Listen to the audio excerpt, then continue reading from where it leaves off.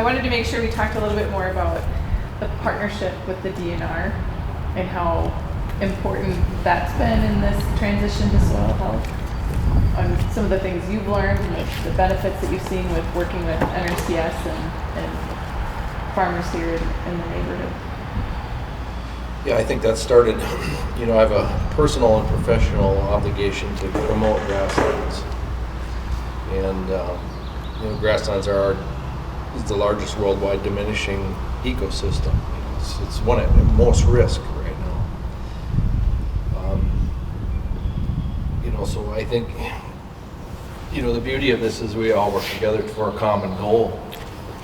Is if we can promote grasslands, i.e. pasture, is not just a place to put cows, but a resource. So whether it's privately owned or publicly owned, it's a resource for, for water infiltration, for wildlife, everything. And some of these better practices, this integration is adding more continuity on the landscape. There's more habitat for birds and bugs and butterflies, and therefore we're going to raise more pheasants and deer, and not to mention the water quality benefits, air quality benefits, and resiliency, and there's the economic benefit. If there are successful producers out there that are integrated, it's a healthier environment, a healthier ecosystem, but it's a healthier community. So that's our role. I guess that's.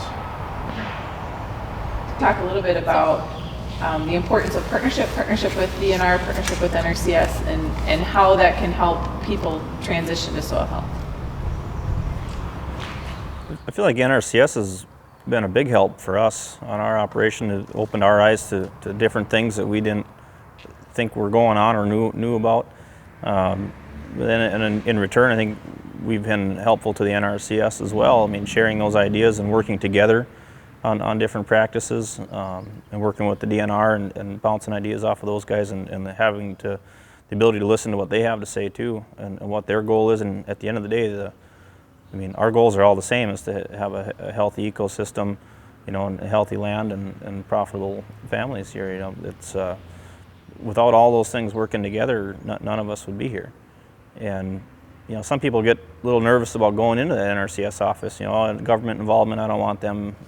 There's a stigma there, but that's not the case. I mean, they really are there to help. And some of those district conservationists are really good, and they're good tools and good resources to utilize. And then that's not the case everywhere, and there's good and bad people in every industry. But being able to find those good ones and utilize them and use that resource to its maximum, it really is a good thing. We've been involved in EQIP programs, and we're in the Conservation Stewardess program now.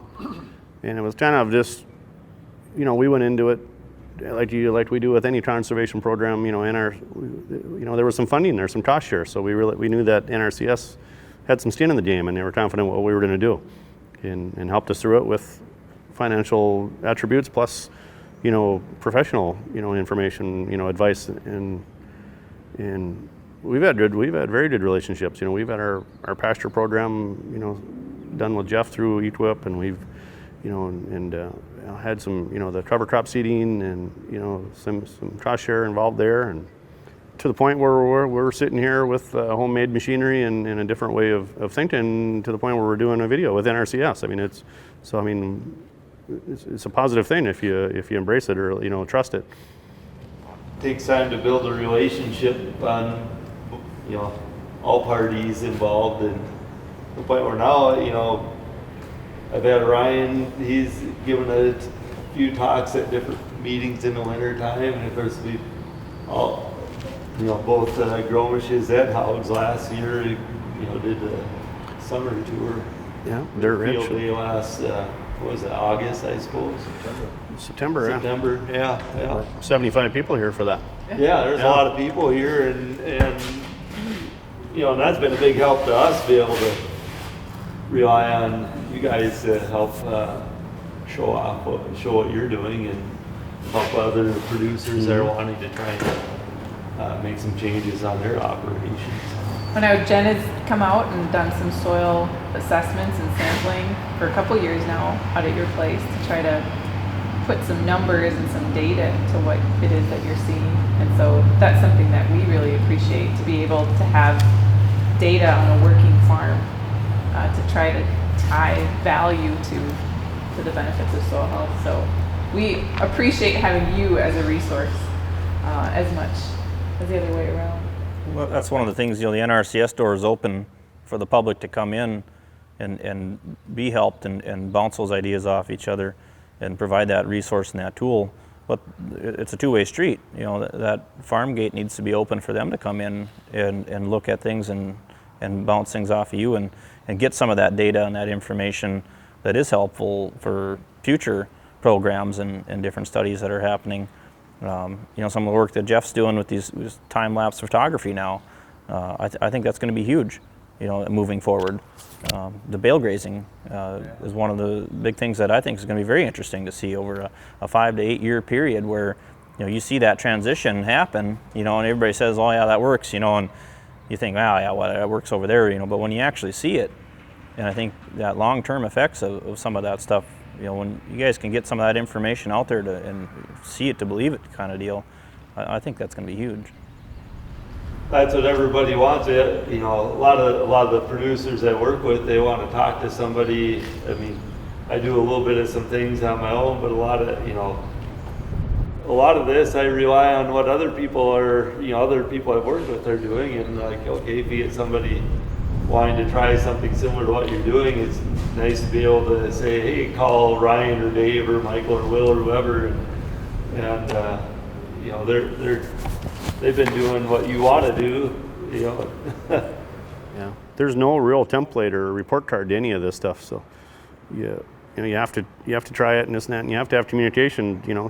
Just because I think it's a good idea doesn't mean that you guys watching us do something or whatever is a good idea either. I mean, you got to throw. When Mark comes and looks at some things we did, he starts off on a whole different. He talks completely about it differently, looks at it differently than we would. And it's good to have extra eyes on these projects.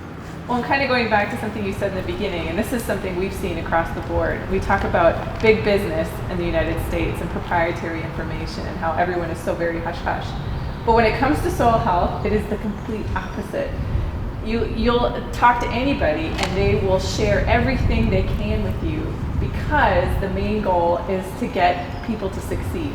Is that every single producer that's doing soil health, they want their neighbor to succeed, they want others that are trying to succeed. And so the fact that everyone that we've ever worked with is so open in sharing the good, the bad, and the ugly just to help their neighbor make it happen, I think is really inspiring. So thank all of you for what you're doing to help others make soil happen on their own farms. It's kind of interesting you say that. Where we're at is, the Roman Empire civilization mandated their producers to do a rotation. They didn't know why, but they knew it was better. If you kept growing the same crop over and over and over again, it wasn't doing anything. I think the English or the European, back when the European had a farming doctrine where you had to use the lay practice of farming, where you had a couple years of grazing, haying, and then you could plow it up and go to row crops, or even ended up with potatoes and then more. So in years past, all these principles were there. They just didn't have the science to know what was going on. But in so many ways, they were more wise than we are, where we've gone with the industrialization.